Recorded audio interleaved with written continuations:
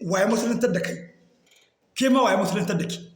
da yawa za ka tagar da mutum musulmi ne amma duk wani haramun ta duniya kowace iri ce yana aikatawa don me bai san darajar abin da yake ɗauke da shi ba karɓan imani ya yi ba tashi kawai ya yi ya ga kansa musulmi an haife shi ne kawai ya ga kansa musulmi a kenan da a ce kafiri da a ce iyayensa ba kafirai ne to da haka zai kasance rashin sanin girman abin da muke ɗauke da shi yasa muke duk abin da muka ga dama Allah yana fara cikin suratul baqara ya ayyuhal ladina amanu idkhulu fi silmi kafatan ya ku kai imani ku shiga addinin musulunci gaba daya sallama wa Allah Islam is the total submission to the will of Allah mi kauya ake yi zuwa ga Allah baki daya akan dukkan umarni to rashin jaddada imanin mu da karban addini yasa ba mu san muhimmancin addinin ba mu sani